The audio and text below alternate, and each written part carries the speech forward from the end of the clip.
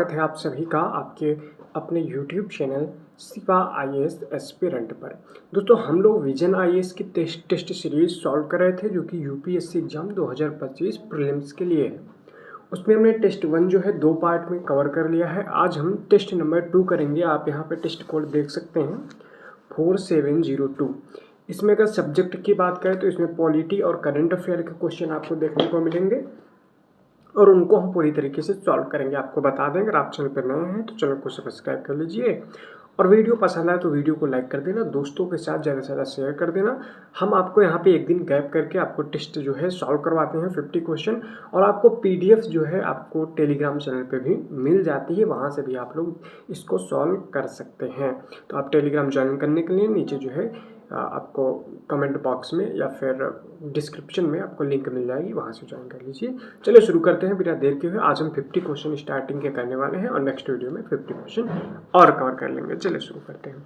तो यहाँ पे देखते हैं सबसे पहले फर्स्ट क्वेश्चन क्या है। सबसे पहले अगर फर्स्ट क्वेश्चन अगर देखते हैं तो उपराष्ट्रपति के बारे में यहाँ पे क्वेश्चन है। तो क्वेश्चन कह रहा है उपराष्ट्रपति के रूप में निर्वाचित होने के लिए निर्धारित योग्यताओं के संदर्भ में निम्नलिखित कथनों पर विचार कीजिए। पहला कथन कह रहा है वह भारत का देशीकृत नागरिक होना चाहिए। दूसरा कह रहा है वह 35 वर्ष की आयु पूर्ण कर चुका हो। तीसरा कह रहा है वह लोकसभा और राज्यसभा का सदस्य बनने के लिए योग्य हो। तो चलिए देखते हैं कि कह रहा है कि कथन ऑप्शन दिए हुए हैं केवल 1, केवल 2, सभी 3 और कोई नहीं। तो पहला कथन कह रहा है वह भारत का देशीकृत नागरिक होना चाहिए। तो मैं आपको बता दूं वह भारत का नागरिक होना चाहिए, फिर वो जन्म के आधार पर हो या देशीकृत हो, दोनों वो जो है बन सकता है उपराष्ट्रपति। तो इसका कथन 1 जो है वो गलत है। दूसरा कह रहा है वह 35 वर्ष की आयु पूरी कर चुका। तो बिल्कुल अगर आपको उपराष्ट्रपति बनना है तो आपकी आयु 35 वर्ष होनी चाहिए। तीसरा कथन कह रहा है वह लोकसभा और राज्यसभा का सदस्य बनने के लिए योग्य होना चाहिए। तो अगर आपको उपराष्ट्रपति बनना है तो आपको राज्यसभा का सदस्य बनने की योग्यता होनी चाहिए, ना कि लोकसभा के लिए। तो ये भी आपका गलत है, केवल एक कथन सही है, तो केवल ए हो जाएगा इसका आंसर। और भी बता दूं मैं, अगर आपको उपराष्ट्रपति पद पर निर्वाचन में जो है नामांकन करना है तो उसके लिए जो है 20 प्रस्तावक और 20 अनुमोदक की आवश्यकता होती है और 15,000 रुपये जमानत की राशि RBI में जमा करवानी पड़ती है। चलिए नेक्स्ट क्वेश्चन देखता हूँ। क्वेश्चन नंबर 2 की तरफ चलते हैं। पेशा अधिनियम के बारे में यहाँ पे जो है बात की गई है। ठीक है, कह रहा है कि पेशा अधिनियम 1996 के तहत सीटों के आरक्षण के संदर्भ में निम्नलिखित कथनों पर विचार कीजिए। कह रहा है अनुसूचित क्षेत्रों की प्रत्येक पंचायत में अनुसूचित जनजातियों के लिए सीटों का आरक्षण कुल सीटों की संख्या से आधे से कम नहीं हो सकता है। आगे कह रहा है पंचायतों के सभी स्तरों पर अध्यक्षों की सभी सीटें अनुसूचित जनजातियों के लिए आरक्षित होंगी। कह रहा है कथन दिया हुआ है, मतलब ऑप्शन दिए हुए हैं केवल 1, केवल 2, 1 और 2 दोनों, ना तो 1 ना तो 2। कथन 1 के बारे में जानकारी लेते हैं। कह रहा है अनुसूचित क्षेत्रों की प्रत्येक पंचायत में अनुसूचित जनजातियों के लिए सीटों का आरक्षण कुल सीटों की संख्या के आधे से कम नहीं हो सकता। तो बिल्कुल ये बिल्कुल बात सही है। अनुसूचित जनजातियों के लिए आरक्षित सीटों की कुल संख्या जो है आधे से कम नहीं हो सकती है। ठीक है, ये बात आपको याद रखनी है पेशा अधिनियम के अंतर्गत। आगे कह रहा है दूसरा कथन पंचायतों के सभी स्तरों पर अध्यक्षों की सभी सीटें अनुसूचित जनजातियों के लिए क्या होंगी, आरक्षित होंगी। तो देखिए यहाँ पे पंचायतों के सभी स्तरों पर अध्यक्षों की सभी सीटें अनुसूचित जातियों के लिए आरक्षित होती हैं। ये बिल्कुल सही बात आप देखने को मिलेंगे जहाँ पे पेशा अधिनियम लगता है वहाँ पे। तो इसके दोनों कथन सही है, तो इसका सी आंसर जो है हो जाएगा। अगला क्वेश्चन देखते हैं, क्वेश्चन नंबर 3, और क्वेश्चन नंबर 3 का आंसर भी जानने की कोशिश करते हैं। यहाँ पे भारत रत्न पुरस्कारों के बारे में क्वेश्चन है। कह रहा है भारत रत्न पुरस्कार के संदर्भ में निम्नलिखित कथनों पर विचार कीजिए। कह रहा है यह पुरस्कार केवल भारतीय नागरिकों को ही दिए जा सकते हैं, प्रदान किए जा सकते हैं। अगला कह रहा है यह पुरस्कार संविधान के अनुच्छेद 18(1) के अनुसार उपाधि के समान है। इसका उपयोग पुरस्कार विजेता के नाम के प्रत्यय या उपसर्ग के रूप में नहीं किया जा सकता, या फिर किया जा सकता है। ठीक है, मतलब उपाधि के समान है और इसका उपयोग पुरस्कार विजेता के नाम के प्रत्यय या उपसर्ग के रूप में किया जा सकता है। कथन 3 कह रहा है पुरस्कार प्राप्तकर्ता को राष्ट्रपति द्वारा हस्ताक्षरित एक सनद यानी प्रमाण पत्र, एक पदक और 25 लाख रुपए का मौद्रिक अनुदान प्राप्त होता है। ऑप्शन 1 है केवल 1, केवल 2, सभी 3 और कोई नहीं। देखो मैं बता दूं भारत रत्न के बारे में, तो भारत रत्न जैसा कि आप जानते होंगे कि भारत का सर्वोच्च नागरिक पुरस्कार है, जिसको 1954 में प्रारंभ किया गया था। मानव प्रयत्न के किसी भी क्षेत्र में उच्चतम कोटि की सर्वोत्कृष्ट जो है सेवा या फिर प्रदर्शन के लिए सम्मानित किया जाता है। यह पुरस्कार भारतीय नागरिकों या फिर देशीकृत भारतीय नागरिकों को और यहाँ तक कि गैर नागरिकों को भी प्रदान किया जा सकता है। ऐसा नहीं केवल भारतीयों को ही प्राप्त होगा, तो इसका एक कथन जो है वो गलत हो जाएगा। इसके बाद अगर बात किया जाए कि ये अनुच्छेद 18(1) के तहत पुरस्कार की जो है ये पुरस्कार जो उपाधि में शामिल है या नहीं, तो नहीं, ये उपाधि नहीं माना जाता है। इसका जो प्राप्तकर्ता होगा इसको जो है उपयोग अपने नाम के आगे पीछे नहीं कर सकते हैं, ठीक है। ये उपाधि नहीं मानी जाएगी और जो है एक तरह से उपाधि नहीं मानी जाएगी और इसका जो है उपसर्ग और प्रत्यय के रूप में प्रयोग नहीं किया जा सकता। ये भी इसकी कथन गलत है, क्योंकि इसमें कह रहा था किया जा सकता है। पुरस्कार प्राप्तकर्ता को राष्ट्रपति द्वारा हस्ताक्षरित एक प्रमाण पत्र, एक पदक और 25 लाख रुपए जो है प्राप्त होते। देखो राष्ट्रपति द्वारा हस्ताक्षरित प्रमाण पत्र और एक पदक तो मिलता है, लेकिन इसमें कोई मौद्रिक अनुदान नहीं मिलता है, इसलिए ये भी कथन गलत है। तो इसको तीनों गलत है, तो हो जाएगा डी, कोई नहीं। चलिए आगे देखते हैं क्वेश्चन नंबर 4 की तरफ, और क्वेश्चन नंबर 4 को सॉल्व करते हैं।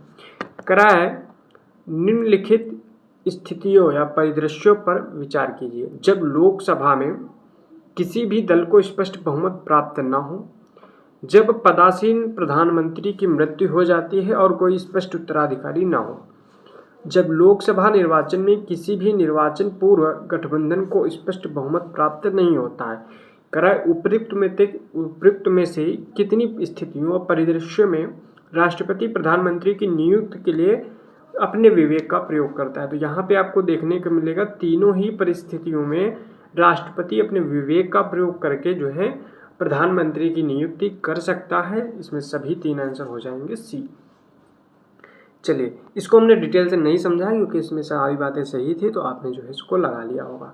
अगला देखते हैं क्वेश्चन नंबर 5 की तरफ चलते हैं। क्वेश्चन नंबर 5 का भी आंसर जानते हैं। कह रहा है निम्नलिखित में से किसे या किन्हें राज्य विधायिका द्वारा किसी न्यायपालिका के प्रतिनिधित्व प्रदान किया जा सकता है। यानी कि राज्य विधानमंडल है, राज्य विधायिका है, उसके द्वारा किसको नगर पालिका में प्रतिनिधित्व जो है प्रदान किया जा सकता है। पहला कथन कह रहा है नगर पालिका प्रशासन का विशेष ज्ञान या अनुभव रखने वाले व्यक्ति जिन्हें नगर पालिका की सभा में मत देने का अधिकार नहीं होगा। ठीक है, आगे कह रहा है लोकसभा और राज्य विधानसभा के सदस्य जो उस निर्वाचन क्षेत्रों का प्रतिनिधित्व करते हैं जिनमें नगर पालिका के पूर्णतः या अंशतः क्षेत्र आते हैं। तीसरा कथन कर रहा है राज्यसभा और राज्य विधान परिषद के वे सदस्य जो नगर पालिका क्षेत्र में मतदाता के रूप में पंजीकृत हैं। ऑप्शन है केवल 1 और 3, केवल 2 और 3, डी है 1, 2 और 3। तो यहाँ पे बात किया जा रहा है जो राज्य विधानमंडल है, राज्य विधायिका है, वो नगर पालिका में किसको अपनी तरफ से नियुक्त कर सकती है या फिर किनका जो है प्रतिनिधित्व प्रदान कर सकती है। तो यहाँ पे आपको देखने को मिलेगा जिनको विशेष ज्ञान है नगर पालिका प्रशासन का, उनको जो है नगर पालिका की सभा में जो है उनको नियुक्त किया जा सकता है और उनको जो है वोट देने का अधिकार नहीं होगा। ये बिल्कुल सही बात है, मत देने का अधिकार नहीं है। तो कथन 1 इसका जो है सही है। कथन 2 की बात करें लोकसभा और राज्य विधानसभा के सदस्य यानी MP और MLA जो भी होंगे उनकी बात किया जाएगा। विधानसभा के सदस्य जो उन निर्वाचन क्षेत्रों का प्रतिनिधित्व करते हैं जिनकी नगर पालिका या वार्ड अंशतः क्षेत्र में आते हैं, तो ये भी बिल्कुल बात सही है। उसके जो MP MLA होंगे उनको भी वहाँ पे किया जा सकता है नियुक्त। राज्यसभा और राज्य विधान परिषद के वे सदस्य जो नगर पालिका क्षेत्र में मतदाता के रूप में पंजीकृत हैं, ये भी बिल्कुल बात सही देखने को मिलेगी। तो तीनों कथन इसके सही हैं, 1, 2 और 3, तो डी हो जाएगा इसका आंसर। इसके बाद क्वेश्चन नंबर 6 देखते हैं। क्वेश्चन नंबर 6 क्या कह रहा है? कह रहा है उच्चतम न्यायालय के न्यायाधीशों की नियुक्ति राष्ट्रपति द्वारा की जाती है। क्या ये बात सही देखने को मिलेगी आपको? चलिए आगे देखते हैं। उच्च न्यायालय के न्यायाधीशों की नियुक्ति संबंधित राज्यों के राज्यपाल द्वारा की जाती है। उच्चतम न्यायालय और उच्च न्यायालय दोनों के न्यायाधीशों को केवल राष्ट्रपति के आदेश द्वारा ही हटाया जा सकता है। ऑप्शन दिए हुए हैं, केवल एक, केवल दो, सभी तीन और कोई नहीं। तो पहला कथन देखते हैं, करार उच्चतम न्यायालय के न्यायाधीशों की नियुक्ति राष्ट्रपति के द्वारा की जाती है। तो बिल्कुल ये जो है उच्चतम न्यायालय यानी सुप्रीम कोर्ट के जो न्यायाधीश होंगे उनकी नियुक्ति राष्ट्रपति के द्वारा की जाती है। उच्च न्यायालय के न्यायाधीशों की नियुक्ति संबंधित राज्यों के राज्यपाल के द्वारा की जाती है। तो नहीं, इनकी नियुक्ति भी राष्ट्रपति के द्वारा ही की जाती है। ठीक है, ये बात आपको याद रखना है कि इनकी नियुक्ति भी जो है राष्ट्रपति द्वारा ही की जाती है। ये कथन गलत हो जाएगा इसका।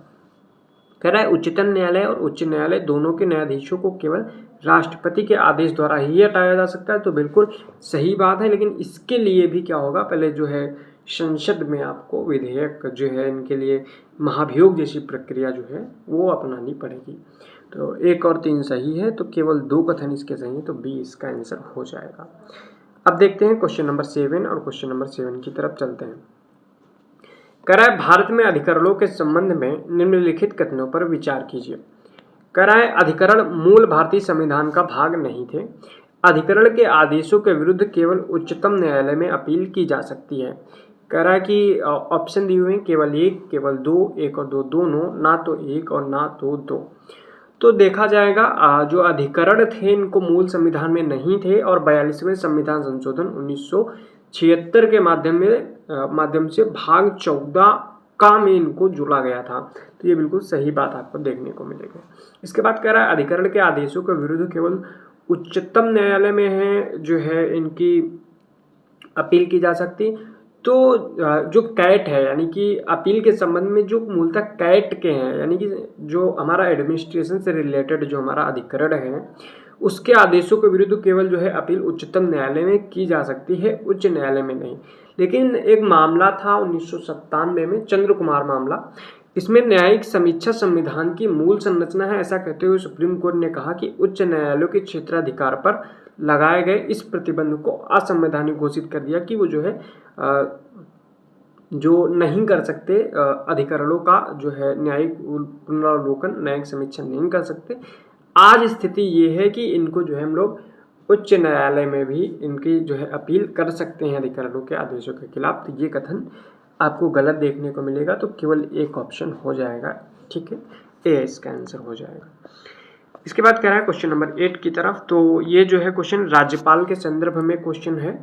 कह रहा है राज्यपाल के संदर्भ में निम्नलिखित कथनों पर विचार कीजिए। कह रहा है राष्ट्रपति राज्य में नियुक्त राज्यपाल को उसके बचे हुए कार्यकाल के लिए किसी दूसरे राज्य में स्थानांतरित कर सकता है।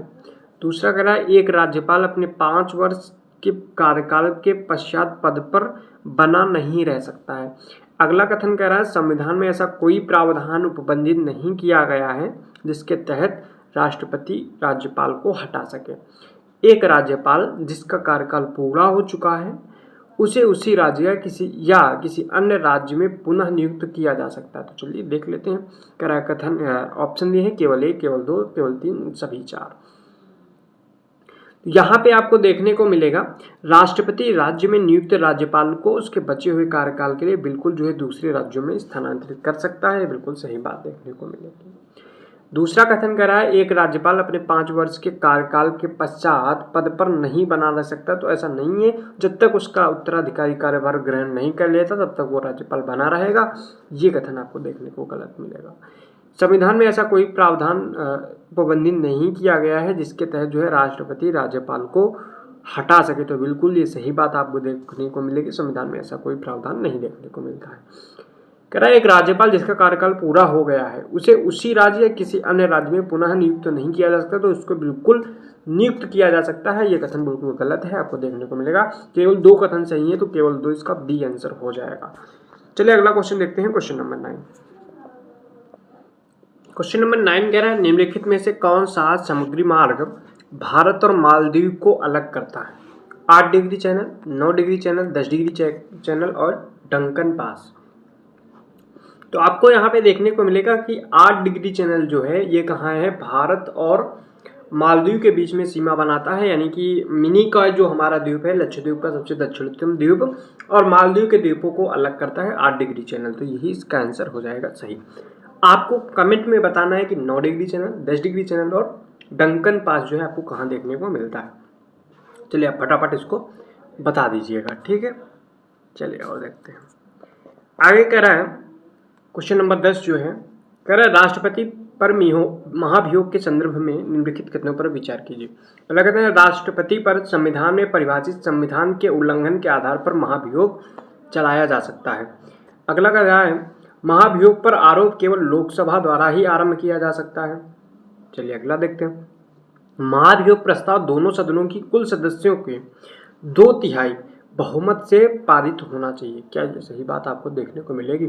कथन कह रहे हैं, ऑप्शन दिए हुए हैं केवल 1, केवल 2, सभी 3 और कोई नहीं। तो चलिए पहला कथन देखते हैं कि क्या पहला कथन सही है।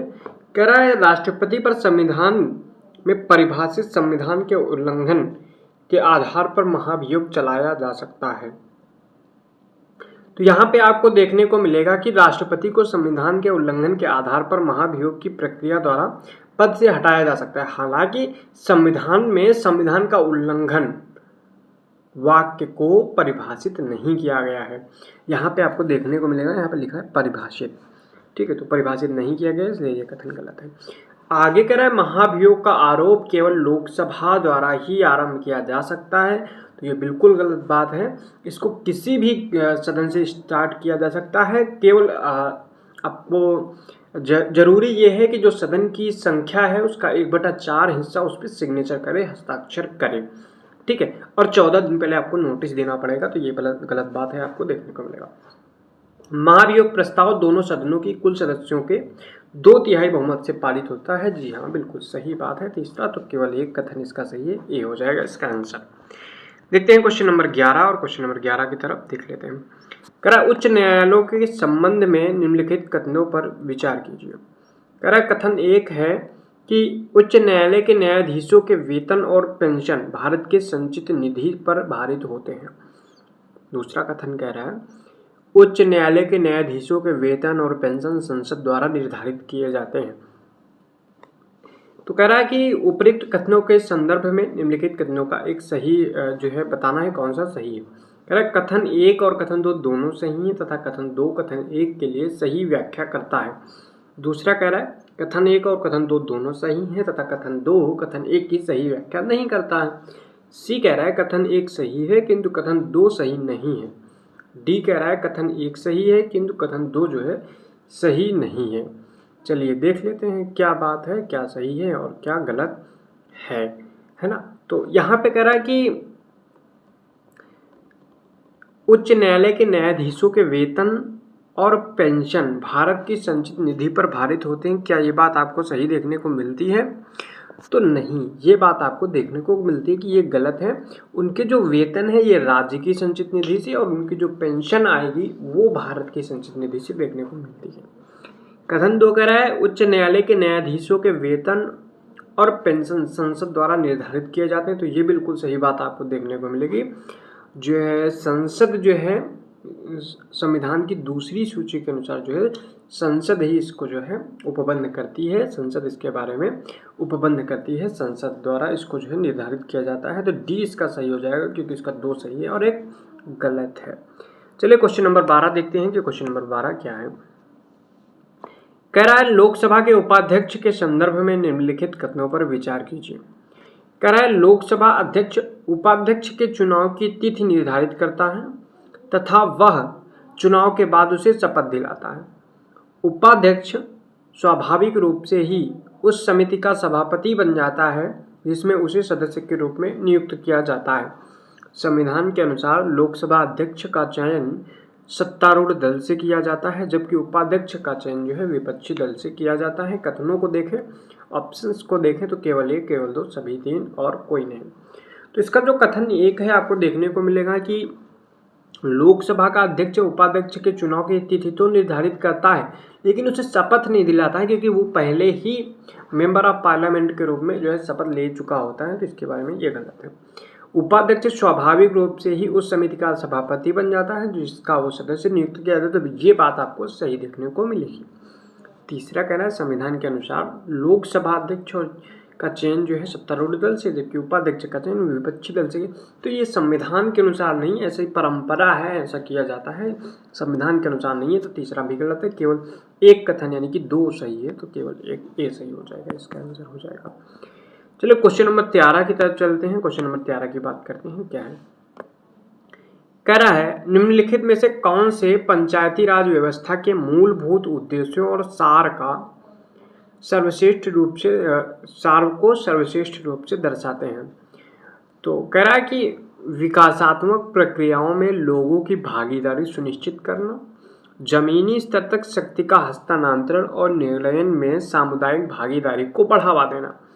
तीसरा कह रहा है प्रशासनिक प्रतिनिधिमंडल पर ध्यान केंद्रित करना। तो देखिए यहाँ पे ऑप्शन दिए हुए हैं केवल 1 और 2, केवल 2 और 3, केवल 1 और 3, 1, 2 और 3। तो यहाँ पे आपको देखने को मिलेगा विकासात्मक प्रक्रियाओं में लोगों की भागीदारी सुनिश्चित करना, ये बिल्कुल सही बात है। दूसरा कह रहा है जमीनी स्तर पर शक्ति का हस्तांतरण और निर्णय में सामुदायिक भागीदारी को बढ़ावा देना, बिल्कुल सही बात आपको देखने को मिलेगी। लेकिन प्रशासनिक प्रतिनिधिमंडल पर ध्यान केंद्रित करना, ऐसा कोई उद्देश्य नहीं है इसका। जो है प्रशासनिक प्रतिनिधिमंडल लोकतांत्रिक विकेंद्रीकरण प्राप्त करने का एक साधन है, ना कि इसका उद्देश्य है। ये बिल्कुल गलत है, 1 और 2 सही है, केवल ए जो है देखने को मिलेगा आपको सही है। चलिए क्वेश्चन नंबर 14 आपको देखने को मिलेगा यहाँ पे, इसे एक ऐसे कस्बे के प्रशासन हेतु गठित किया जाता है जिसने अभी तक नगर पालिका के गठन के लिए आवश्यक सभी शर्तों को पूरा नहीं किया है। यह ना तो निर्वाचित निकाय है, ना ही सांविधिक निकाय है। हालांकि नगर पालिका के विपरीत यह पूर्णतः नामित इकाई है, अर्थात इसके अध्यक्ष सहित सभी सदस्य राज्य सरकार द्वारा मनोनीत किए जाते हैं। उपर्युक्त विवरण निम्नलिखित में से किस प्रकार के नगरीय स्थानीय निकाय को संदर्भित करता है? नगर क्षेत्रीय समिति, अधिसूचित क्षेत्र समिति, छावनी परिषद, न्यास बोर्ड। तो यहाँ पे आपको देखने को मिलेगा कि जो इसका ऑप्शन नंबर बी है यानी कि अधिसूचित क्षेत्र समिति, इसी के बारे में जो है नोटिफाइड एरिया कमेटी के बारे में ये जो है इसमें चर्चाएं की गई हैं। तो इनको आपको एक बार फिर से पढ़ लेना होगा, नगर क्षेत्रीय समिति क्या होती है, अधिसूचित क्षेत्र समिति क्या होती है, इसके बारे में आप जो है पढ़ लीजिएगा। इसका गठन जो है अगर बात किया जाए नगर क्षेत्रीय समिति के बारे में थोड़ा सा देख लेते हैं। इसका जो गठन होता है 2 प्रकार के क्षेत्रों के प्रशासन के लिए किया जाता है। एक तो औद्योगिक क्षेत्र हो, औद्योगिकीकरण के कारण अगर कोई विकासशील कस्बा है तो वो। दूसरा कस्बा जिसने अभी तक नगर पालिका के गठन की आवश्यक शर्तें पूरी नहीं की हैं लेकिन राज्य सरकार द्वारा वह महत्वपूर्ण माना जाता है। क्या जाता है, इसको जो है राजपत्र होगा, उसको नोटिफिकेशन आएगी और उसके आधार पर जो है अधिसूचित क्षेत्र सम्मिलित किया जाएगा और राज्य नगर पालिका अधिनियम के ढांचे के अंतर्गत कार्य करता है। ठीक है, वही जो है लेकिन अधिनियम के केवल वही प्रावधान इसमें लागू होंगे जिन्हें सरकारी राजपत्र में अधिसूचित किया जाएगा। ठीक है, इसे किन्हीं अन्य नगर अधिनियम के तहत शक्ति प्रयोग के लिए भी उत्तरदायित्व तो सौंपा जा सकता है। इसकी शक्तियां लगभग नगर पालिका की शक्तियों के समान ही होती हैं। ठीक है, नगर पालिका के विपरीत इसमें आपको देखने को मिलेगा यह पूर्णतः एक मनोनीत नामित इकाई होती है। ठीक है, तो ये भी आपको देखने को मिलेगा। इन सबका जो है चयन कौन करेगा, नियुक्त कौन करेगा, मनोनीत कौन करेगा, नामित कौन करेगा, तो राज्य सरकार करेगी। ठीक है, क्वेश्चन नंबर 15 देखते हैं कि क्वेश्चन नंबर 15 क्या है। कह रहा है निम्नलिखित में से कौन सा व्यक्तिगत विशेषाधिकार राज्य विधानमंडल के सदस्य को प्राप्त है।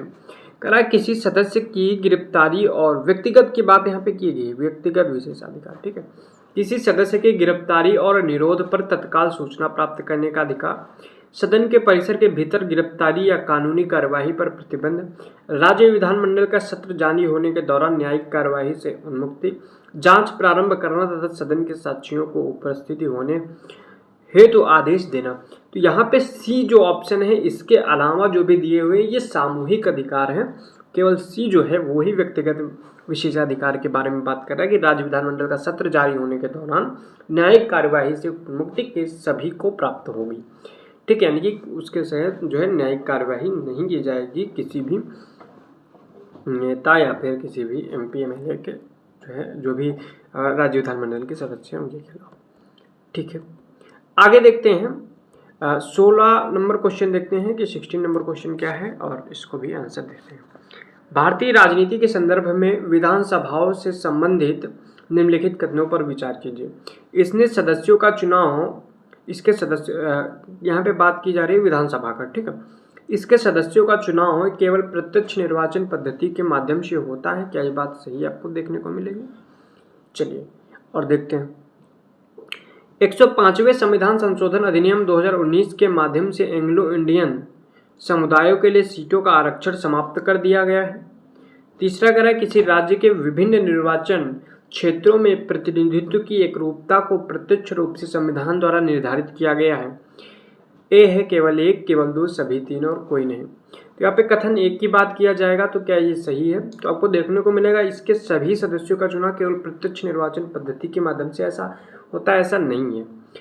अनुच्छेद 170 आपको देखने को मिलेगा जिसमें विधानसभा के प्रतिनिधियों को वयस्क मताधिकार के आधार पर जो है प्रत्यक्ष निर्वाचन पद्धति के माध्यम से चुना जाता है।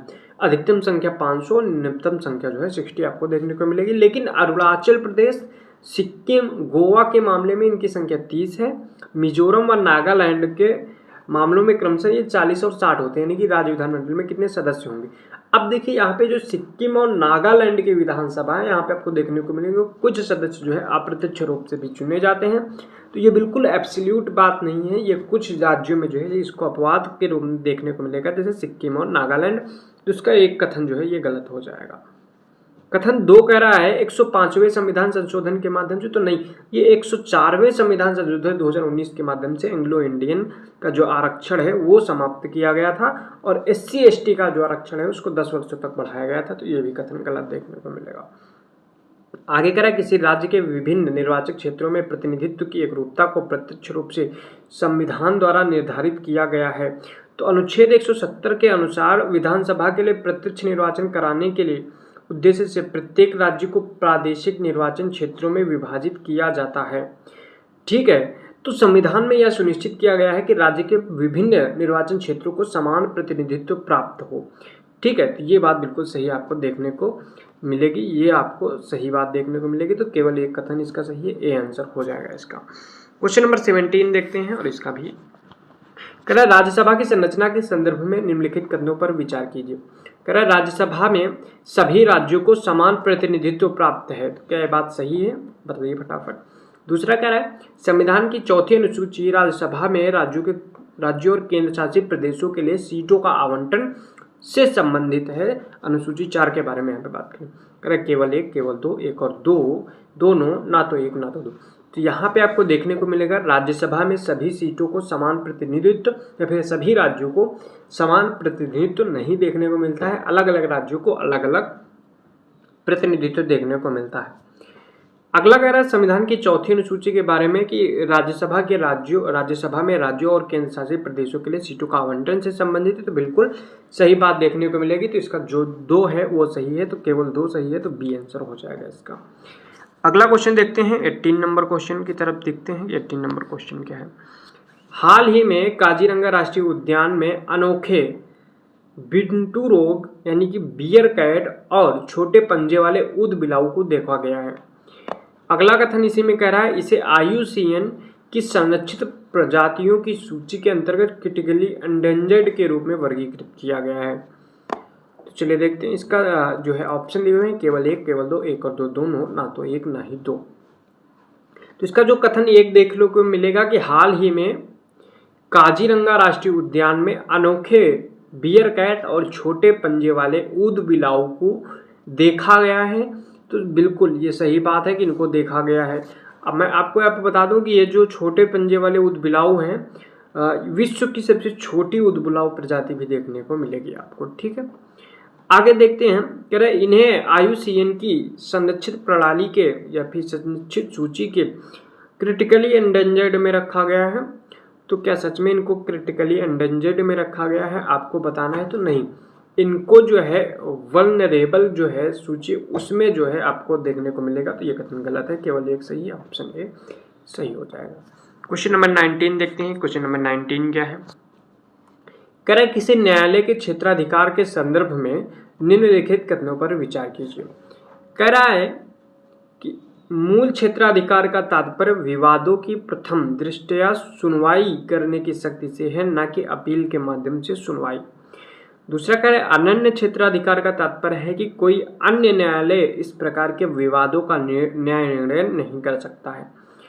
अगला कह रहा है भारत में उच्च न्यायालयों के पास संसद या राज्य विधानमंडल के निर्वाचनों से संबंधित निर्वाचन याचिकाओं का निर्णय कर लेने का मूल क्षेत्राधिकार प्राप्त है। ऑप्शन है कितने सही हैं? केवल एक, केवल दो, सभी तीन और कोई नहीं। यहाँ पे आपको देखने को मिलेगा इसके तीनों के तीनों कथन सही हैं, 1, 2 और 3, तो इसके सभी तीन आंसर जो है सही हो जाएंगे। अगर आपको स्पीड तेज लग रही हो या धीरे लग रही हो तो आप लोग ऐसा कर सकते हैं कि पहले आप लोग जो है टेस्ट सॉल्व कर लीजिए या फिर स्क्रीनशॉट ले लीजिए या फिर वीडियो पॉज कर लीजिए और आप देख सकते हैं आराम से। और अगर आपको स्पीड धीरे लग रही है तो आप स्पीड जो है उसको बढ़ा सकते हैं और उसके माध्यम से आप इसको सॉल्व कर सकते हैं। ठीक है, 20 नंबर क्वेश्चन है कि राष्ट्रपति की जो वीटो शक्ति है उसके संदर्भ में क्वेश्चन दिया गया है। कह रहा है कि विशेषित वीटो के बारे में कथन एक में बात की गई है कि विशेषित वीटो जो है इसको क्या किया जा सकता है, विधायिका द्वारा उच्चतर बहुमत के माध्यम से निरस्त किया जा सकता है। इसके बाद निलंबनकारी वीटो के बारे में बात की गई कि विधायिका द्वारा साधारण बहुमत से निरस्त किया जा सकता है। अत्यंतिक वीटो के बारे में बात की गई कि विधायिका द्वारा पारित विधेयक पर अपनी सहमति रोक लेना राष्ट्रपति की ये शक्ति होती है। करेक्ट, कौन से सही सुमेलित है? केवल एक, केवल दो, सभी तीन और कोई नहीं।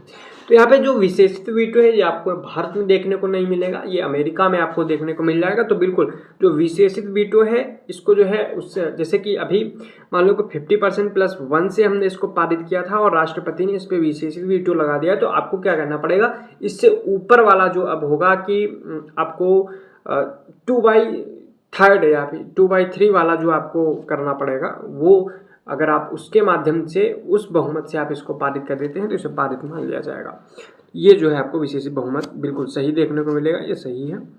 आगे कह रहा है निलंबनकारी वीटो के बारे में बात की गई है कि विधायिका द्वारा साधारण बहुमत से निरस्त किया जा सकता है।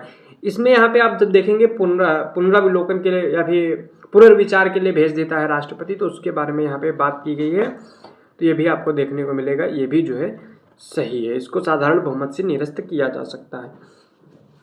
आगे कह रहा है आत्यंतिक वीटो यानी कि राष्ट्रपति ने अपनी विधेयक पर सहमति रोक ली है, तो ये भी आपको देखने को सही मिलेगा, तीनों सही है, तो इसका सी आंसर हो जाएगा।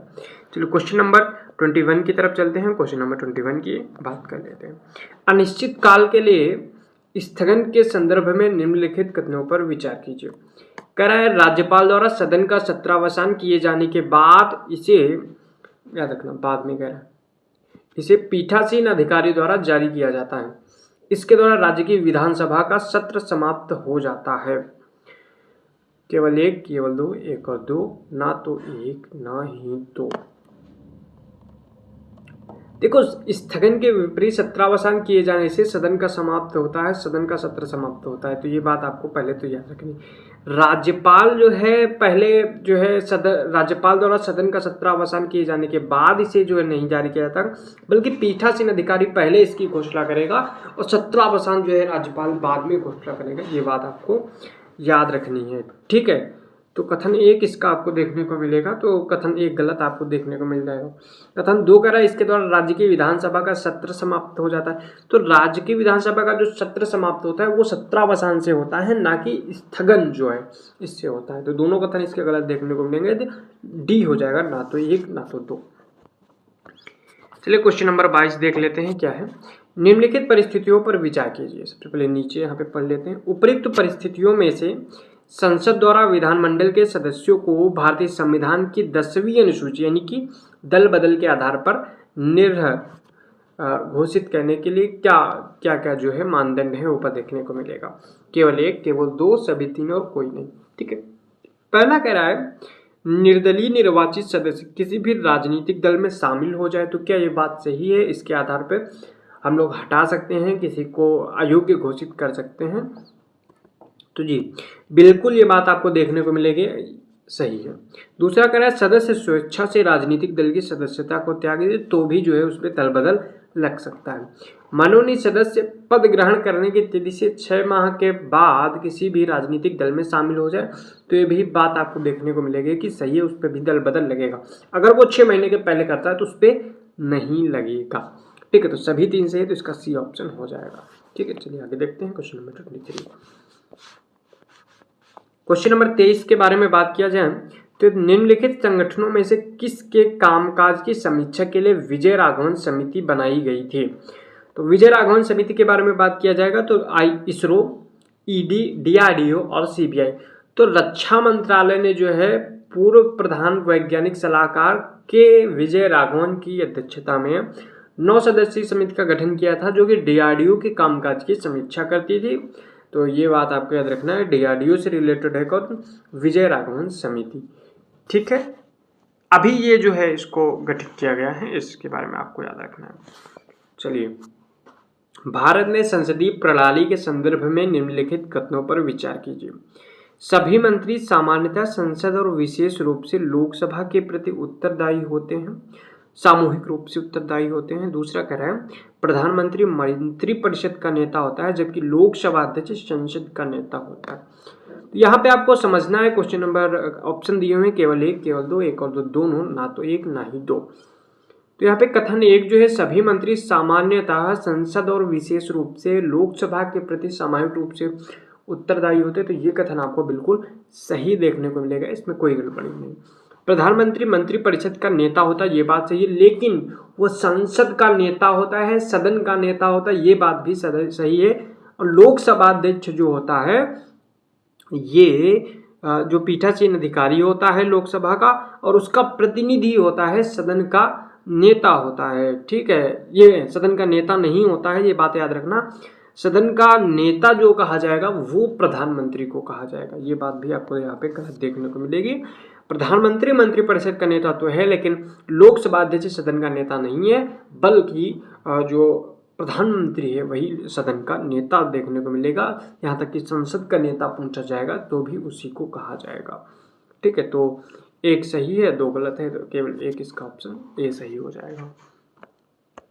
क्वेश्चन नंबर 25 के बारे में बात करते हैं। मंत्रियों के उत्तरदायित्व के संदर्भ में निम्नलिखित कथनों पर विचार कीजिए। कह रहा है सामूहिक उत्तरदायित्व का तात्पर्य है कि मंत्रिमंडल के निर्णय मंत्रिमंडल के सभी मंत्रियों के लिए बाध्यकारी हैं, भले ही मंत्रिमंडल की बैठक में उनके विचार इसके विरुद्ध हों। दूसरा कह रहा है जब मंत्रिमंडल को लोकसभा का विश्वास प्राप्त हो तो राष्ट्रपति किसी मंत्री को नहीं हटा सकता। तीसरा कह रहा है किसी सार्वजनिक कार्य के लिए राष्ट्रपति द्वारा जारी किए गए आदेश पर किसी मंत्री द्वारा प्रत्यहस्ताक्षर किया जाना चाहिए। केवल 1, केवल 2, सभी 3 और कोई नहीं। चलिए 25 नंबर पे देख लेते हैं कि क्या क्या है। सामूहिक उत्तरदायित्व का तात्पर्य है कि मंत्रिमंडल के निर्णय मंत्रिमंडल के सभी मंत्रियों के लिए बाध्यकारी होते हैं, भले ही मंत्रिमंडल की बैठक के उसके विचार के विरुद्ध। बिल्कुल ये सही बात आपको देखने को मिलेगी। अगला देख लेते हैं। दूसरा कह रहा है जब मंत्रिपरिषद की लोकसभा का विश्वास प्राप्त है, मंत्रिपरिषद को लोकसभा का विश्वास प्राप्त है तो राष्ट्रपति किसी मंत्री को नहीं हटा सकता। ये गलत बात आपको देखने को मिलेगी। जो राष्ट्रपति है वो हटा सकता है प्रधानमंत्री की सलाह पर। ठीक है, तो ये गलत है। तीसरा कह रहा है किसी सार्वजनिक कार्य के लिए राष्ट्रपति द्वारा जारी किए गए आदेश पर किसी मंत्री द्वारा प्रत्यहस्ताक्षर किया जाना चाहिए। नहीं, ये ऐसा देखने को मिलेगा, ऐसा नहीं है। जो है राष्ट्रपति का सिग्नेचर ही काफ़ी है उसके लिए। केवल 1 सही है, तो इसका ऑप्शन ए जो है सही हो जाएगा। ठीक है, चलिए आगे देखते हैं। क्वेश्चन नंबर 26 कह रहा है प्रधानमंत्री निम्नलिखित में से किनका अध्यक्ष होता है। ठीक है, तो यहाँ पे प्रधानमंत्री की अध्यक्षता के बारे में बात किया गया है कि किनका अध्यक्ष होता है। तो यहाँ पे आपको देखने को मिलेगा नीति आयोग का अध्यक्ष होता है प्रधानमंत्री, राष्ट्रीय एकता परिषद इसका भी अध्यक्ष होता है, अंतर्राज्यीय परिषद इसका भी अध्यक्ष होता है, राष्ट्रीय जल संसाधन परिषद इसका भी अध्यक्ष होता है। लेकिन जो क्षेत्रीय परिषद रीजनल काउंसिल्स हैं इनका जो अध्यक्ष आपको देखने को मिलेगा, इनका जो है गृह मंत्री अध्यक्ष होता है। ये आपको यहाँ पे गलत देखने को मिलेगा। 1, 2, 3 और 5 इनकी बी ऑप्शन इसका सही हो जाएगा। ठीक है, और देखते हैं अगला क्वेश्चन है 27 नंबर क्वेश्चन। चलिए 27 नंबर क्वेश्चन के बारे में देख लेते हैं कि क्वेश्चन नंबर 27 क्या कह रहा है। तो यहाँ पे एक तरफ सुरक्षा बल दिया है, सीमा सुरक्षा दूसरा तरफ दिया हुआ है, किसकी कौन जो है सुरक्षा करता है। ठीक है, चलिए यहाँ पे कह रहा सीमा सुरक्षा बल, ठीक है, बॉर्डर सिक्योरिटी फोर्स के बारे में यहाँ पे बात की गई है। तो ये जो है पाकिस्तान और बांग्लादेश की सीमा की रक्षा करता है। तो क्या ये बात सही है? भारत तिब्बत सीमा पुलिस बल जो है किसकी सीमा की रक्षा करता है? क्या ये नेपाल और भूटान की सीमा की रक्षा करता है? सशस्त्र सेना बल, ये सशस्त्र सीमा बल ये क्या चीन सीमा पे रहता है? असम राइफल्स क्या है म्यांमार सीमा पे रहता है? कथन दिए हैं, ऑप्शन दिए हैं 2 और 3, 1 और 2, 1 और 3, 1 और 4। तो सीमा सुरक्षा बल है ये पाकिस्तान और बांग्लादेश की सीमा की रक्षा करता है, बिल्कुल सही बात है। भारत तिब्बत सीमा जो है ये चीन सीमा के बारे में जो है कथन दिया है, ये सही है। सशस्त्र सीमा बल जो है ये नेपाल और भूटान की सीमा पे रहता है, और असम राइफल म्यांमार सीमा पे रहता है। तो ये बिल्कुल सही बात है, 1 और 4 सही है, तो डी इसका ऑप्शन सही हो जाएगा। क्वेश्चन नंबर 28 की तरफ चलते हैं और 28 देखते हैं क्या है। कह रहा है निम्नलिखित पर विचार कीजिए, उपर्युक्त में से कितनी शक्तियां और क्षेत्राधिकार संयुक्त राज्य अमेरिका के उच्चतम न्यायालय के और भारत के उच्चतम न्यायालय दोनों को प्राप्त है। यानी कि यूएसए की जो न्यायपालिका है सुप्रीम कोर्ट है, और अपने यहाँ की जो सुप्रीम कोर्ट है उनमें कॉमन कौन कौन से हैं? केवल 1, केवल 2, सभी 3 और कोई नहीं। पहला कह रहा सलाहकारी क्षेत्राधिकार, विशेष अनुमति की असाधारण शक्ति, न्यायिक समीक्षा। तो देखो यहाँ पे सिर्फ और सिर्फ आपको देखने को मिलेगा जो न्यायिक समीक्षा है यही आपको यहाँ पे देखने को मिलेगा, और न्यायिक समीक्षा ये ऐसा है कि जो दोनों को प्राप्त है, और सलाहकारी क्षेत्राधिकार अमेरिका में प्राप्त नहीं है। विशेष अनुमति की असाधारण शक्ति इसके बारे में देखा जाए तो ये भी अमेरिका में ऐसा प्राप्त नहीं है। ठीक है, ऐसा कुछ नहीं है, तो केवल 1 सही है, तो ये इसका ऑप्शन हो जाएगा। ठीक है,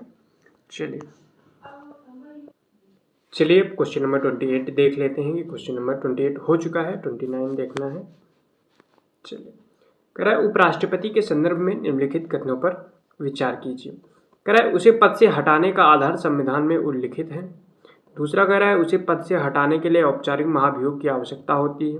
उसे पद से हटाने का प्रस्ताव राज्यसभा द्वारा विशेष बहुमत से पारित होना चाहिए। तो चलिए देख लेते हैं क्या क्या इसमें बात कही गई है, और बाकी देख लेते हैं। कह रहा है कि पहले तो देख लेते हैं, ऑप्शन है केवल 1, केवल 2, सभी 3 और कोई नहीं। तो उसे पद से हटाने का आधार संविधान में क्या उल्लिखित है? ऐसा नहीं है, उसे हटाने का जो आधार है वो संविधान में उल्लिखित नहीं है। ठीक है, उसे पद से हटाने के लिए औपचारिक महाभियोग की प्रक्रिया नहीं, महाभियोग की प्रक्रिया उसके लिए प्रयोग नहीं की जा सकती है। तीसरा है उसे पद से हटाने का प्रस्ताव राज्यसभा द्वारा विशेष बहुमत से पारित होना चाहिए। तो ये बात आपको देखने को मिलेगा, उसे हटाने के लिए औपचारिक महाभियोग की आवश्यकता नहीं होती है, लेकिन राज्यसभा द्वारा संकल्प पारित कर पूर्ण बहुमत यानी अर्थात सदन के कुल सदस्यों का बहुमत द्वारा हटाया जा सकता है। लोकसभा की सिर्फ सहमति की आवश्यकता होती है, आपको देखने को मिलेगा। ठीक है, तो ये बात आपको सही देखने को मिलेगी। तो तीसरा सही है, केवल 1 सही है, तो ऑप्शन ए सही हो जाएगा इसका। चलिए अगला देखते हैं क्वेश्चन नंबर 30।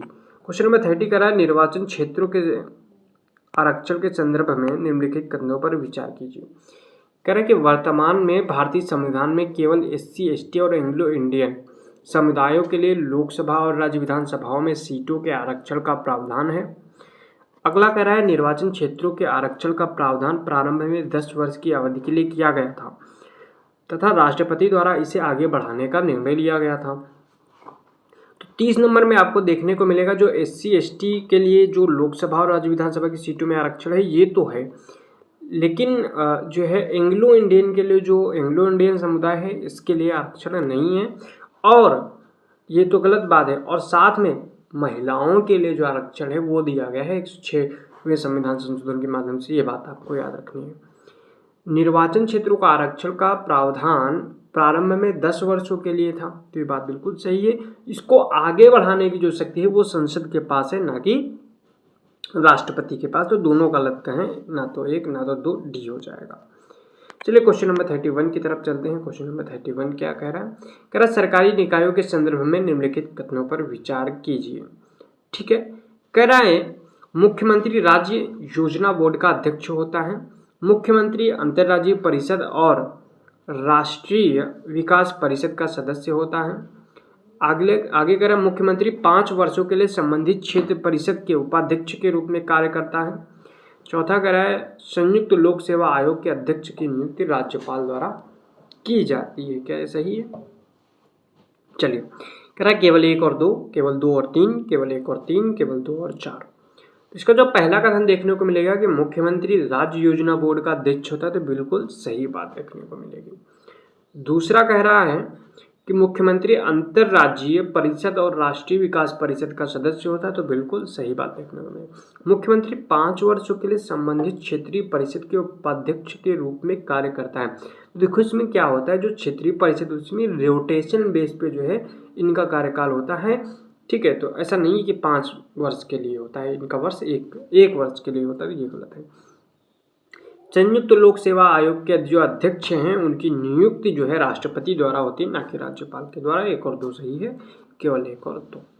31 का हो जाएगा ए। ठीक है, चलिए 32 नंबर क्वेश्चन देख लेते हैं कि 32 नंबर क्वेश्चन क्या है। क्या न्यायालय द्वारा भारतीय संविधान की व्याख्या के संदर्भ में निम्नलिखित कथनों पर विचार कीजिए। ठीक है, कह रहा है उच्चतम न्यायालय और उच्च न्यायालय दोनों ही संविधान की व्याख्या करने में सक्षम है या फिर करने के लिए सक्षम प्राधिकारी हैं। उच्चतम न्यायालय द्वारा की गई संविधान की व्याख्या अंतिम होती है, जबकि उच्च न्यायालय द्वारा की गई व्याख्या अंतिम नहीं होती। केवल 1, केवल 2, 1 और 2 दोनों, ना तो 1 ना तो 2। तो यहाँ पे देखने को मिलेगा दोनों कथन सही हैं, यानी कि एक उच्चतम न्यायालय और उच्च न्यायालय दोनों ही संविधान की व्याख्या करने के लिए सक्षम प्राधिकारी हैं। दूसरी बात, जो सुप्रीम कोर्ट का संविधान की व्याख्या होगी वो अंतिम मानी जाएगी, ना कि हाई कोर्ट की। ठीक है, चलिए क्वेश्चन नंबर 33 की तरफ चलते हैं। 33 नंबर क्वेश्चन देख लेते हैं। कराए निम्नलिखित कथनों पर विचार कीजिए। भारतीय संविधान में राज्यसभा के सदस्यों के चुनाव की प्रक्रिया दक्षिण अफ्रीका के संविधान से ली गई है। राज्यसभा में सदस्यों के नामांकन का प्रावधान अमेरिका के संविधान से लिया गया है। तो क्या ये बात सही है?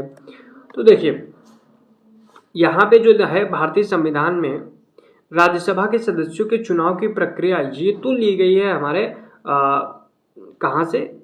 दक्षिण अफ्रीका से, बिल्कुल सही बात। लेकिन सदस्यों का जो निर्वाचन है या फिर सदस्यों का राज्यसभा में नामांकन सदस्यों का, उसका प्रावधान कहाँ से लिया गया है? तो उसको हमने आयरलैंड से लिया है, ना कि अमेरिका से। तो ये कथन गलत हो जाएगा, केवल एक इसका सही है, ये ऑप्शन हो जाएगा। चलिए 34 के बारे में बात करते हैं। क्वेश्चन नंबर 34 क्या है? लोक अदालत के संदर्भ में यहाँ पे क्वेश्चन दिया हुआ है। कह रहा है लोक अदालतों के पास किसी भी गवाह को समन करने और उनकी उपस्थिति सुनिश्चित करने तथा शपथ पर उसकी मांग करने की शक्ति होती है। ठीक है, उसकी जांच करने की शक्ति होती है। दूसरा कह रहा है लोक अदालत के निर्णय के विरुद्ध किसी भी न्यायालय में कोई अपील नहीं की जा सकती। क्या ये बात सही है दोनों? चलिए देखते हैं। तो पहला ऑप्शन है केवल 1, केवल 2, 1 और 2 दोनों, उपयुक्त में से कोई नहीं। ठीक है, तो यहाँ पे देखो जो कथन 1 है, लोकसभा अदालतों के पास किसी भी गवाह को समन करने, क्योंकि इनको सिविल न्यायालय के बराबर सिविल प्रक्रिया संहिता 1908 के माध्यम से इनको सिविल न्यायालय की शक्ति प्राप्त है। तो ये इनका कथन 1 जो है सही देखने को मिलेगा। वहीं दूसरा जो कथन है कि इनका जो अपील है कहीं नहीं की जा सकती, तो बिल्कुल, क्योंकि ये निर्णय आपको देखने को मिलेगा बाध्यकारी होता है सभी पक्षों पर, इसलिए इनका अंतिम निर्णय कहीं नहीं हो सकता है। किसी भी अदालत में इनका कोई अपील नहीं की जा सकती है, सिविल न्याय जो लोक अदालत है उनके अंदर। तो दोनों इसके कथन सही देखने को मिलेंगे, सी हो जाएगा आंसर। क्वेश्चन नंबर 35 देखते हैं। क्वेश्चन नंबर 35 देखते हैं। अंतर्राष्ट्रीय समुद्री व्यापार के लिए एक महत्वपूर्ण जलमार्ग के रूप में पनामा नहर निम्नलिखित में से किन 2 प्रमुख जल निकायों को जोड़ती? भूमध्य सागर और अटलांटिक सागर, भूमध्य सागर और लाल सागर, अटलांटिक महासागर और प्रशांत महासागर, फारस की खाड़ी और हिंद महासागर। यहाँ पे आपको देखने को मिलेगा जो पनामा जल संधि है, पनामा नहर है, ये किसको किसको जोड़ता है? अटलांटिक महासागर और प्रशांत महासागर को। तो ये हो जाएगा सी, आंसर हो जाएगा 35 का। क्वेश्चन नंबर 36 की तरफ चलते हैं। 36 नंबर क्वेश्चन देख लेते हैं। कराएं कथन 1 है, एक व्यक्ति जो राज्य विधानमंडल के किसी भी सदन का सदस्य नहीं है को मंत्री के रूप में नियुक्त किया जा सकता है। कथन 2 है, किंतु उसे 1 माह के भीतर राज्य विधानमंडल के किसी भी सदन का सदस्य बनना होगा, अन्यथा उसका मंत्री का पद समाप्त हो जाएगा। तो यहाँ पे 1 माह नहीं होगा, यहाँ पे 6 माह की बात की गई है, आपको भी पता है, तो ये कथन गलत हो जाएगा। तो नीचे देख लेते हैं, यहाँ पे अगर ऑप्शन नंबर सी आप देखेंगे कि कथन 1 सही है किंतु कथन 2 गलत है, तो यही हो जाएगा सी नंबर इसका ऑप्शन। यहाँ पे मैं जल्दी थोड़ा इसलिए कर रहा हूँ कि मैं सोच रहा हूँ कि टाइम जो है 1 घंटे में 50 क्वेश्चन हो जाने चाहिए, तो आप थोड़ा सा स्पीड से कर सकते हैं, इनको पॉज करके भी आप देख सकते हैं। 37 नंबर क्वेश्चन देखते हैं। राज्य विधानसभाओं के अध्यक्ष और उपाध्यक्ष, राज्य विधानसभाओं के अध्यक्ष और उपाध्यक्ष के संदर्भ में निम्नलिखित कथनों पर विचार कीजिए। कह रहा है कि दोनों अध्यक्ष और उपाध्यक्ष की बात हो रही है राज्य विधानमंडल, दोनों पदों के रिक्त होने की स्थिति में राज्यपाल द्वारा नियुक्त एक सदस्य अध्यक्ष के कर्तव्यों का निर्वहन करेगा या फिर करता है। अगला कह रहा है, जब उन्हें हटाए जाने का प्रस्ताव विचाराधीन हो तो वो उन्हें ना तो प्रथम मतदान में मत देने का अधिकार है, ना ही निर्णायक मत देने का अधिकार है। दूसरा कह रहा है, अध्यक्ष अपना त्यागपत्र राज्य के राज्यपाल को सौंपता है, जबकि उपाध्यक्ष अपना त्यागपत्र अध्यक्ष को सौंपता है। कौन से कथन सही नहीं है? सही नहीं है ये बताना है। तो कथन 3 देखते हैं। सबसे पहले कह रहा है कि अध्यक्ष अपना त्यागपत्र राज्य के राज्यपाल को देता है, तो अध्यक्ष जो है अपना जो त्यागपत्र होगा, विधानसभा का जो अध्यक्ष होगा वो अपना त्यागपत्र किसको देगा? उपाध्यक्ष को देगा। आपस में ये लोग जो है एक्सचेंज कर लेते हैं, आपको देखने को मिलेगा। ठीक है, तो ये कथन आपको जो है तीसरा गलत देखने को मिलेगा। ठीक है, कह रहा है जब उन्हें हटाने जाने का प्रस्ताव विचाराधीन है। ठीक है, तो दूसरे कथन के बारे में हम यहाँ पे बात कर रहे हैं, आपको देखने को मिलेगा। तो कह रहा है जब उन्हें हटाए जाने का प्रस्ताव विचाराधीन हो तो उन्हें ना तो प्रथम मतदान में मत देने का अधिकार है और ना ही निर्णायक मत देने का अधिकार है। तो उन्हें प्रथम मतदान के दौरान उन्हें मत देने का अधिकार है, लेकिन निर्णायक मत देने का अधिकार नहीं है, इसलिए ये कथन गलत है। पहला कथन जो आप देखेंगे, दोनों पदों के रिक्त होने की स्थिति में राज्यपाल द्वारा किसी अध्यक्ष की नियुक्ति की जाती है, तो ये बिल्कुल सही बात है। 1 सही है, तो केवल एक ऑप्शन इसका, मतलब यहाँ पे 2 गलत है, तो दूसरा और तीसरा गलत है, तो यहाँ पे आप देखने को मिलेगा बी आंसर हो जाएगा इसका। ठीक है, तो ये हो गया 37 का बी। ठीक है, आगे देखते हैं 38 नंबर क्वेश्चन। 38 नंबर क्वेश्चन में क्या है, तो 1 मिनट। 38 नंबर जो क्वेश्चन है अयोध्या के राम मंदिर के बारे में यहाँ पे बात कर रहा है। यहाँ पे जो है थोड़ा कल्चर से जुड़ा हुआ पोर्शन है। अयोध्या के राम मंदिर के निर्माण के संदर्भ में निम्नलिखित कथनों पर विचार कीजिए। भगवान राम की उत्तर से दक्षिण तक की यात्रा को ध्यान में रखते हुए मंदिर का निर्माण नागर और द्रविड़ शैली, याद रखना है, नागर और द्रविड़ शैली की स्थापत्य कला को मिश्रित करके बनाया गया है। दूसरा कह रहे हैं मंदिर का निर्माण पूरी तरह से पारंपरिक और स्वदेशी तकनीक का उपयोग करके किया जा रहा है, जिसमें लोहे या स्टील का उपयोग नहीं किया गया है। कथनों की बात करें तो कथन 1 है, ऑप्शन है केवल 1, केवल 2, 1 और 2 दोनों, ना तो 1 ना ही 2। इसका जो कथन 1 है, आप देखेंगे कि भगवान राम के उत्तर से दक्षिण, यहाँ पे नागर और द्रविड़ शैली का प्रयोग ना करके सिर्फ और सिर्फ नागर शैली का प्रयोग किया गया है, तो ये कथन आपको गलत देखने को मिलेगा। दूसरा कह रहा है मंदिर का निर्माण पूरी तरह से पारंपरिक और स्वदेशी तकनीक का उपयोग करके किया जा रहा है, इसमें लोहे या स्टील का प्रयोग नहीं किया गया है, तो ये बिल्कुल सही बात देखने को मिलेगी। दूसरा कथन इसका सही है, तो बी हो जाएगा इसका राइट आंसर, केवल 2। चलिए 39 नंबर क्वेश्चन देख लेते हैं। राज्यपाल की वित्तीय शक्तियों के संदर्भ में निम्नलिखित कथनों पर विचार कीजिए। राज्यपाल की वित्तीय शक्तियों के बारे में यहाँ पे बात की गई है। कह रहा है अनुदान की कोई भी मांग राज्यपाल की अनुशंसा के बिना नहीं की जा सकती। दूसरा कह रहा है राज्यपाल धन विधेयक को राष्ट्रपति के विचार हेतु आरक्षित कर सकता है। अगला कह रहा है वह प्रत्येक 6 वर्ष के बाद वित्त आयोग का गठन करता है। क्या ये बात आपको सही देखने को मिलेगी? तो ऑप्शन दिए हुए हैं कि केवल 1 और 3, केवल 2 और 3, केवल 1 और 2, 1 2 3। तो यहाँ पे आपको देखने को मिलेगा अनुदान की मांग राज्यपाल की अनुशंसा के बिना नहीं की जा सकती, सही बात है। राज्यपाल धन विधेयक को राष्ट्रपति के लिए आरक्षित कर सकता है, बिल्कुल सही बात है। 6 वर्ष नहीं 5 वर्ष के बाद वित्त आयोग का गठन करता है, ये तीसरा जो है गलत है, तो केवल 1 और 2 सही है, सी आंसर इसका राइट हो जाएगा। आगे देखते हैं, आपको देखने को मिलेगा 40 नंबर क्वेश्चन। 40 नंबर क्वेश्चन क्या है, राष्ट्रपति की शक्तियों के संदर्भ में निम्नलिखित कथनों पर विचार कीजिए। करा है वह प्रधानमंत्री और अन्य मंत्रियों की नियुक्ति करता है, राष्ट्रपति, ठीक है। वह संघ के प्रशासनिक कार्यों से संबंधित कोई भी जानकारी प्रधानमंत्री से मांग सकता है। ठीक है। कह रहा वह निर्वाचन आयोग के परामर्श से संसद सदस्यों की अयोग्यता से संबंधित प्रश्नों का निर्णय लेता है। कह रहा कितने कथन इसमें से सही हैं और कितने गलत हैं ये बताना है। ठीक है। केवल 1, केवल 2, सभी 3, कोई नहीं, यानी कि सही कितने हैं ये बताना है। चलिए देखते हैं। ठीक है। कह रहा है कि वह प्रधानमंत्री और अन्य मंत्रियों की नियुक्ति करता है, तो ये बिल्कुल सही बात आपको देखने को मिलेगी। वह संघ के प्रशासनिक कार्यों से संबंधित कोई भी जानकारी प्रधानमंत्री से मांग सकता है, ये भी बिल्कुल बात सही देखने को मिलेगी। लेकिन जो तीसरी बात इसमें लिखी है कि वह निर्वाचन आयोग के परामर्श से संसद सदस्यों की अयोग्यता से संबंधित प्रश्नों का निर्णय करता है, तो यहाँ पे आप देखने को मिलेगा वह निर्वाचन आयोग के परामर्श कर संसद सदस्यों की अयोग्यता से संबंधित प्रश्नों का जो निर्णय है वो करता है। ठीक है। तो यहाँ पे आपको देखने को मिलेगा ये जो ऑप्शन है इसमें थोड़ा सा मिस्टेक लग रही है मुझे, मैं देख लेता हूँ। यहाँ पे देखने को मिलेगा आपको तीनों कथन सही हैं। ठीक है। तो 1, 2, 3 और सही 3 है, तो 40 का हो जाएगा सी। ठीक है।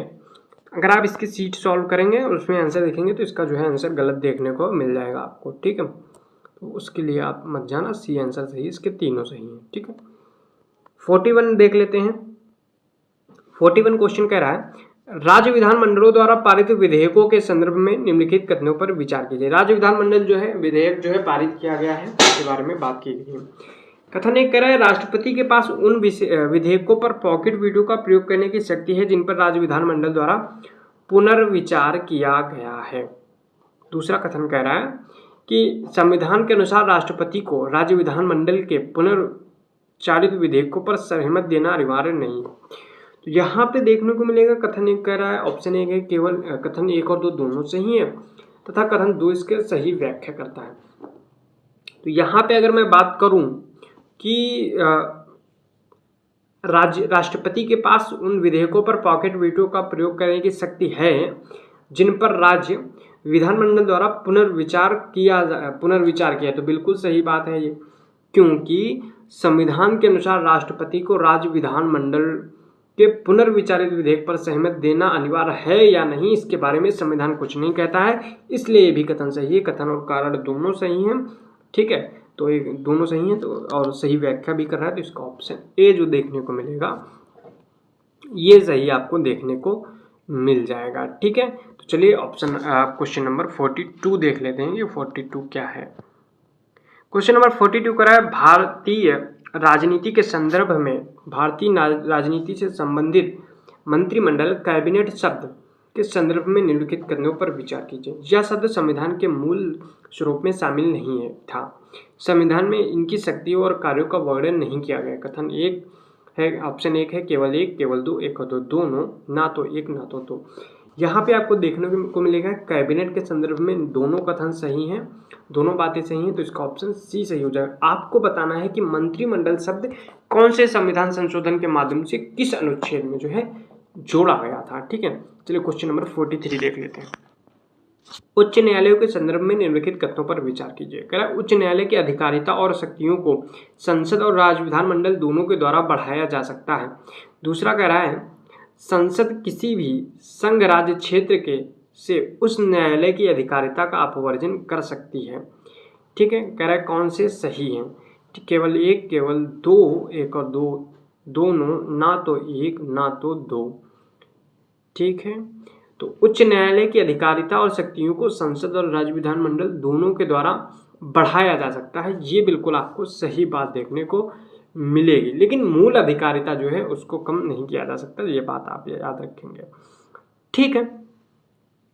और दूसरा जो है संसद किसी भी संघ राज्य क्षेत्र से उच्च न्यायालय की अधिकारिता का अपवर्जन कर सकती है, जो है उसको बाहर कर सकती है। किसी भी संघ राज्य क्षेत्र को जो है संसद के पास उच्च न्यायालय की अधिकारिता को किसी संघ राज्य क्षेत्र तक विस्तारित करने या बाहर करने का अनन्य अधिकार प्राप्त है संसद को। ये बिल्कुल सही बात आप देखने को मिलेगी, दोनों सही बात है, सी इसका राइट आंसर हो जाएगा। चलिए 44 क्वेश्चन नंबर देखते हैं। मंत्रिमंडल के संदर्भ में निम्नलिखित कथनों पर विचार कीजिए। राज्यों के मुख्यमंत्री सहित मंत्रियों की अधिकतम संख्या राज्य विधानमंडल की कुल सदस्य संख्या के 20% से अधिक नहीं होगी। दूसरा कह रहा है किसी राज्य में मुख्यमंत्री सहित मंत्रियों की संख्या को 12 से कम नहीं होगी। क्या ये बात सही है? केवल एक, केवल दो, एक और दो, दोनों, ना तो एक ना तो दो। तो यहाँ पे आपको जो देखने को मिलेगा ये 20% नहीं है, ये 15% देखने को मिलेगा, इसलिए ये गलत है पहला। दूसरा कह रहा है किसी राज्य के मुख्यमंत्री सहित मंत्रियों की संख्या 12 से कम नहीं होगी। ये बिल्कुल सही बात है। ये जो है 91वें संविधान संशोधन अधिनियम 2003 के माध्यम से जोड़ा गया। केवल 2 इसका सही है, तो बी इसका आंसर राइट हो जाएगा। चलिए क्वेश्चन नंबर 45 की तरफ चलते हैं। 45 देखते हैं। कह रहा है भारत और बांग्लादेश दोनों निम्नलिखित में से किन अंतर्राष्ट्रीय समूहों में उभयनिष्ठ सदस्य हैं? बिम्स्टेक। क्या बिम्स्टेक में भारत और बांग्लादेश दोनों हैं? तो बिल्कुल बिम्स्टेक में भारत और बांग्लादेश दोनों हैं। सार्क, क्या सार्क में भारत और बांग्लादेश दोनों हैं? तो हाँ, भारत और बांग्लादेश जो है सार्क में भी। क्या एससीओ में भारत बांग्लादेश दोनों? नहीं, भारत है लेकिन जो है नहीं है कौन? बांग्लादेश। ठीक है। अगर कोलंबो सुरक्षा सम्मेलन की बात किया जाए तो इसमें भी जो बांग्लादेश है वो देखने को नहीं मिलेगा। इसमें भारत, श्रीलंका, मॉरिशस और मालदीव देखने को मिलेगा। तो 1 और 2 केवल सही है, तो ऑप्शन ए जो है इसका सही हो जाएगा। चलिए क्वेश्चन नंबर 46 की तरफ चलते हैं। 46 नंबर क्वेश्चन देखते हैं। कह रहा है शहरी स्थानीय सरकार के संदर्भ में निम्नलिखित कथनों पर विचार कीजिए। ठीक है, तो यहाँ पे देख लेते हैं कि क्या है। कह रहा है जिला योजना समिति के 4/5 सदस्य अप्रत्यक्ष रूप से निर्वाचित होते हैं। क्या ये बात सही है? आगे कह रहा है महानगर योजना समिति के 2/3 सदस्य अप्रत्यक्ष रूप से निर्वाचित होते हैं। केवल एक, केवल 2, 1 और 2, दोनों, ना तो एक ना तो दो। यहाँ पे आपको देखने को मिलेगा कि जो कथन एक है, जिला योजना समिति के 4/5 सदस्य अप्रत्यक्ष रूप से निर्वाचित होते हैं। तो बिल्कुल जिला योजना समिति के 4/5 सदस्य जिला स्तर पर पंचायतों और जिले के नगर पालिकाओं के निर्वाचित सदस्यों द्वारा निर्वाचित किए जाते हैं, यानी कि अप्रत्यक्ष चुनाव होता है। ठीक है। इसके बाद यहाँ पे बात किया जाएगा दूसरा जो है महानगर योजना समिति के 2/3 सदस्य जो है 2/3 सदस्य जो है उनको क्या किया जाता है? प्रत्यक्ष रूप से। तो नहीं, 2/3 सदस्य इसके जो है अप्रत्यक्ष रूप से चुने जाते हैं, तो ये गलत है। ठीक है, तो एक केवल सही है, तो ए ऑप्शन इसका हो जाएगा सही।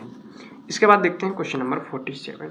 निम्नलिखित शहरी स्थानीय निकायों के में से कौन सा राज्य सरकार के एक अधिनियम द्वारा गठित किए गए हैं? ठीक है, राज्य सरकार के द्वारा आपको याद रखना है। ठीक है, तो पोर्ट ट्रस्ट, नगर क्षेत्रीय समिति, छावनी बोर्ड। ऑप्शन है केवल 2 और 3, केवल 1 और 3, 1 और 2, केवल 3 और केवल 2। यहाँ पे पोर्ट ट्रस्ट जो है ये केंद्र सरकार द्वारा, राज्य क्षेत्र समिति ये किसके द्वारा बनाई जाएगी? तो ये राज्य के द्वारा बनाई जाएगी, राज्य विधानमंडल के द्वारा। वहीं पे छावनी बोर्ड भी राज्य आप कहेंगे रक्षा मंत्रालय कहेंगे केंद्र सरकार द्वारा बनाया जाता है। केवल 2 सही, तो इसका डी आंसर हो जाएगा। चलिए 48 नंबर क्वेश्चन के बारे में देख लेते हैं। क्वेश्चन नंबर 48 क्या कह रहा है? राज्यों में विधान परिषद के उत्साद या सृजन के संदर्भ में निम्नलिखित में से कौन सा सही नहीं है? सही नहीं है ये बताना है। चलिए देख लेते हैं 48 नंबर क्वेश्चन। ठीक है, कर संबंधित विधानसभा द्वारा एक संकल्प पारित किए जाने के बाद संसद विधान परिषद का सृजन कर सकती है। तो ये बिल्कुल सही बात आपको देखने को मिलेगी। इस संकल्प को राज्य विधानसभा द्वारा विशेष बहुमत से पारित किया जाना अनिवार्य है। तो बिल्कुल यहाँ पे पूर्ण बहुमत की बात की जा रही है। विधानसभा के कुल सदस्य संख्या के बहुमत या उपस्थित और मतदान करने वाले सदस्यों के 2/3 कम से कम होने चाहिए, उसके बारे में बात की जा रही है। दोनों विशेष बहुमत ये वो वाला रहेगा, कुल सदस्य संख्या का बहुमत और उपस्थित और मतदान करने वालों का 2/3, ये सही बात है।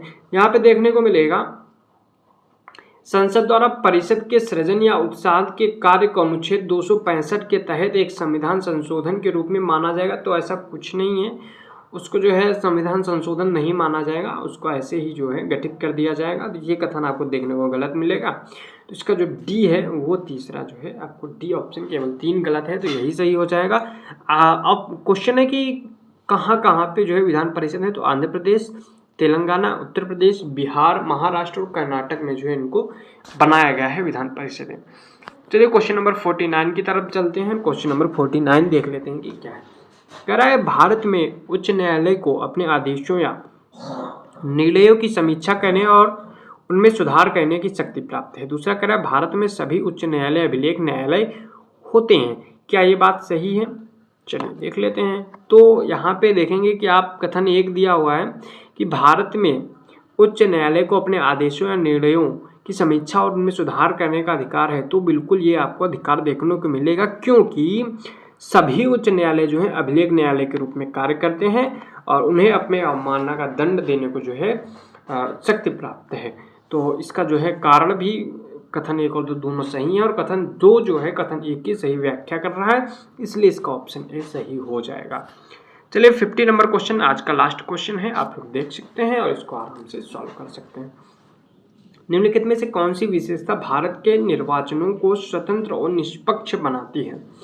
ठीक है, तो कह रहा है निर्वाचन आयोग की स्वतंत्रता, सार्वभौमिक वयस्क मताधिकार, मतदान प्रक्रिया में वीवीपैट का उपयोग। कथन ऑप्शन है केवल 1, केवल 1 और 2, केवल 2 और 3, 1 और 2, 3 सभी। तो यहाँ पे आपको देखने को मिलेगा निर्वाचन आयोग की स्वतंत्रता भी है, सार्वभौमिक वयस्क मताधिकार भी है, और मतदान प्रक्रिया में वीवीपैट का उपयोग ये भी जो है आपको देखने को मिलेगा। सभी तीनों जो है इसके सही आंसर हो जाएंगे, 1, 2 और 3।